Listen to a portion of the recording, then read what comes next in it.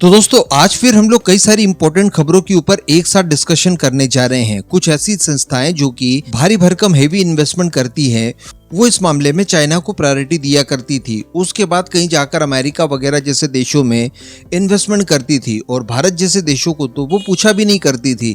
लेकिन आज परिस्थितियां कैसे विपरीत हो चुकी है, कैसे चाइना के अंदर इन्वेस्टमेंट कम हो गया है। इसके अलावा ये जो रिसेंटली तेजस के इंजन को लेकर प्रॉब्लम निकलकर सामने आई है, इसको लेकर अब किस तरह से भारत द्वारा प्लानिंग चेंज कर दी गई है और इसको सीधे जोड़ा जा रहा है अब MRFA प्रोग्राम को लेकर। चलिए आगे डिस्कशन करते हैं। आप बस खंडवा डिफेंस फैक्ट को सब्सक्राइब करके इस वीडियो को लाइक जरूर कर दीजिएगा। तो दोस्तों पहली खबर निकल कर आ रही है इटली से। दरअसल मैं आपको बता दूं कि कुछ ही दिनों में इटली के अंदर G7 की एक बहुत ही महत्वपूर्ण मीटिंग होने जा रही है, जो कि मिनिस्टर्स लेवल की होगी और इसमें भारत की तरफ से कॉमर्स मिनिस्टर पीयूष गोयल शामिल होने जा रहे हैं। ये मीटिंग आयोजित की जाएगी इटली के रेजियो कैलाब्रिया में और इसका इम्पोर्टेंस इस समय ज्यादा इसलिए बताया जा रहा है क्योंकि इस दौरान G7 के सारे देश इन्वेस्टमेंट को लेकर चर्चाएं करने जा रहे हैं, जिसमें भारत को भी निमंत्रित किया गया है और यहाँ पर आने वाले समय को लेकर एक्शन प्लान बनाए जाएंगे। पहले तो जोर ये रहेगा कि G7 के जितने भी देश हैं, इनका भारत के साथ जो भी व्यापारिक प्रॉब्लम है इन्हें शॉर्ट आउट किया जाए। G7 देशों के बारे में आप जानते होंगे, इसमें कनाडा है, फ्रांस है, जर्मनी है, इटली है, जापान है, ब्रिटेन है और अमेरिका है। अब ये जो G7 के सारे देश हैं, ये हम सभी जानते हैं कि नेटो के सदस्य भी हैं और रिसेंटली नेटो द्वारा एक एक्शन प्लान तैयार किया गया है, जिसमें अब ये लोग चाइना को दरकिनार करने की कोशिशें शुरू कर देंगे। रिसेंटली मैंने आपको बताया कि जर्मनी द्वारा चाइना की जो टेलीकॉम कंपनीज है, जिसमें ZTE और हुआवे का नाम निकल कर आ रहा है, इन्हें प्रतिबंधित कर दिया गया है। तो अब ये चाइना से अपना सारा ध्यान भारत की तरफ शिफ्ट करने जा रहे हैं, जिसमें निवेश प्रमुख रहेगा। तो जो बेनिफिट्स चाइना को मिला करते थे वो अब भारत को मिलने की संभावनाएं हैं। दूसरी खबर निकल कर आ रही है साउथ कोरिया से। देखिए कुछ समय पहले एक लेजर वेपन बहुत ज्यादा ट्रेंड में आया था और ये था इजराइल का आयरन बीम। सबसे बड़ी खासियत इसकी ये थी कि इससे किसी भी लक्ष्य को मार गिराने के लिए केवल 375 रुपए का खर्च आता है। केवल आप बिजली प्रोवाइड करवाइए, उसके बाद ये लक्ष्य को न्यूट्रलाइज कर देगा। लेकिन अब बताया जा रहा है कि साउथ कोरिया द्वारा भी इस तरह का लेजर वेपन न केवल तैयार कर लिया गया है, बल्कि उसे डिप्लॉय भी कर दिया गया है। और इसकी खासियत ये है कि ये बिजली कंजप्शन के मामले में आयरन बीम से भी कम है और केवल 107 रुपए में ये किसी भी टारगेट को मारकर गिराने की क्षमता रखता है। फिलहाल इसका मुख्य काम एंटी ड्रोन सिस्टम के तौर पर देखा जा रहा है। इसके अलावा ये छोटे मोटे रॉकेट्स हो गए, अन्य होस्टाइल्स हो गए, इन सभी को ये मार गिराने में सक्षम होगा। तो ये एक बहुत ही अच्छी पहल है और इस तरह की पहल बाकी सारे देशों को भी अपनानी चाहिए। अगर भारत की बात की जाए तो हम सभी जानते हैं कि दुर्गा 2 नाम से लेजर वेपन तैयार किए जा रहे हैं, वो भी कुछ इसी तरह की कैपेबिलिटी आपको प्रदान करने जा रहे हैं और आने वाले कुछ ही महीनों में संभवतः इसके परीक्षण भी DRDO द्वारा किए जाएंगे। अब इसके बाद एक इंपॉर्टेंट खबर की बात कर ली जाए तो ये खबर निकल कर आ रही है सीधे सिंगापुर, चाइना, अमेरिका और भारत से।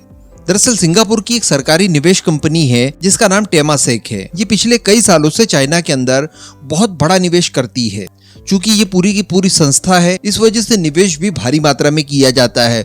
कोई इंडिविजुअल अगर निवेश करता है तो थोड़ी कम मात्रा में करता है, लेकिन जब संस्थाएं करती है तो काफी बड़े स्केल पर होता है और इस मामले में चाइना काफी लंबे समय से टॉप पर बना हुआ था। उसके बाद कहीं जाकर ये दूसरे देशों की तरफ देखते थे, जिसमें अमेरिका है, यूरोप के कुछ बाकी देश हैं और भारत की तरफ तो इनकी दृष्टि पड़ती ही नहीं थी।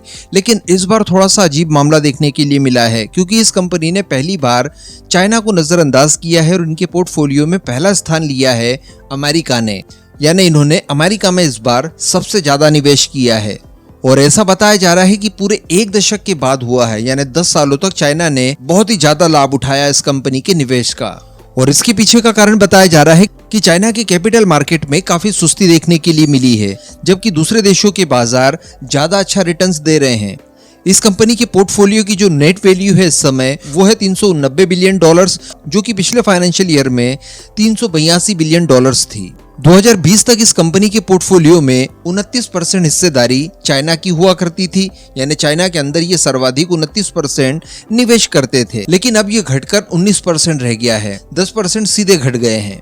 वहीं अमेरिका की हिस्सेदारी की बात की जाए तो वो बढ़कर 22% हो गई है। और सबसे बड़ी बात कि अब इन्होंने भारत के अंदर भी इन्वेस्टमेंट करना शुरू कर दिया है, क्योंकि भारत के मार्केट से भी इन्हें अच्छे रिटर्न्स प्राप्त होने की उम्मीद है। और शुरुआत में ही भारत की हिस्सेदारी इनके पोर्टफोलियो में 7% की हो गई है। तो कहने का मतलब चाइना की उस मजबूती के ऊपर अब अटैक होने शुरू हो चुके हैं जिसके दम पर वो भस्मासुर बना हुआ है। अब बात कर ली जाए MRFA प्रोग्राम की, तो रिसेंटली हम लोगों ने ड्रामा देखा तेजस में काफी डिले हो रहा है और ये डिले हुआ था अमेरिका के द्वारा इंजन्स की डिलीवरी में लेट होने की वजह से। अब अमेरिका की तरफ से आश्वासन तो दे दिया गया है, F404 इंजन्स की डिलीवरी कर दी जाएगी जिसके बाद तेजस प्रॉपर बन पाएंगे, लेकिन इसके बावजूद इसने कहीं ना कहीं एक वेकअप कॉल हमें दी है और इसका नतीजा देखने के लिए ये मिला है कि भारत द्वारा अब MRFA प्रोग्राम को फास्ट ट्रैक कर दिया गया है। जी हाँ, अब इसके अंदर तेजी ला दी गई है और साथ ही इसके कई सारे कानून भी परिवर्तित कर दिए गए हैं। बताया जा रहा है कि MRFA अनुबंध में लगभग $23 बिलियन भारत खर्च करने जा रहा है,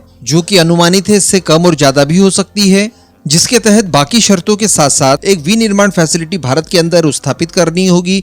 जो भी विनर होगा उसे भारत के अंदर ही विमान बनाने होंगे और ट्विस्ट भी एक्चुअली यही निकल कर आता है, यानी ऐसा नहीं होगा कि आप किट के माध्यम से भेज देंगे, यहाँ पर केवल असेंबल होंगे। कुछ चीजों के लिए आपने भारतीय कंपनियों को ऑर्डर दे दिया और फिर आपने कह दिया कि देखिए हमने तो विनिर्माण भारत के अंदर किया है। नहीं, आपको पूरा का पूरा विमान भारत के अंदर ही निर्मित करना होगा। इसके अलावा भी जो शर्तें होंगी वो काफी कठोरता से पालन करना होगा, जैसे कि संपूर्ण टेक्नोलॉजी ट्रांसफर का प्रावधान रहेगा। इसके अलावा भारत की कंपनियों को आपको भागीदार बनाना ही बनाना है और बताया जा रहा है कि इन्हीं सब कानून परिवर्तनों की वजह से एक नए सिरे से टेंडर जारी किया जाएगा।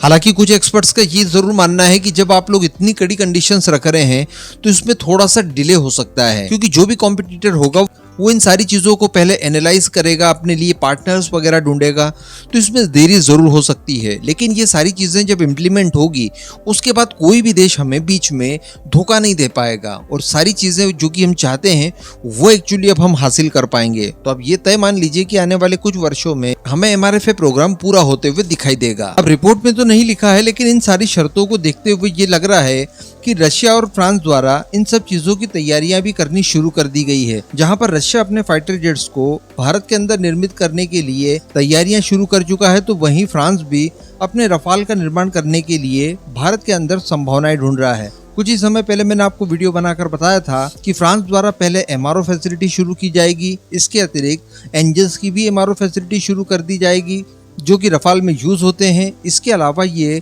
एक शुरुआती कदम होगा रफाल के नए संस्करण को पूरी तरह से भारत में निर्मित करने के लिए, और ये गतिविधियां बाकी के कॉम्पिटिटर्स के लिए भी एक सिग्नल के तौर पर देखी जानी चाहिए कि अब हम लोग आपके जेट्स वगैरह खरीदे ना खरीदें, आपको अगर मैन्युफैक्चरिंग करवानी है, आपको अगर किसी भी तरह से भारत से एडवांटेज लेना है, तो भारत के अंदर अपने विमानों का निर्माण और उसकी संपूर्ण टेक्नोलॉजी ट्रांसफर आपको करनी ही करनी है। इसके अतिरिक्त आपके लिए दरवाजे भारत के नहीं खुलेंगे।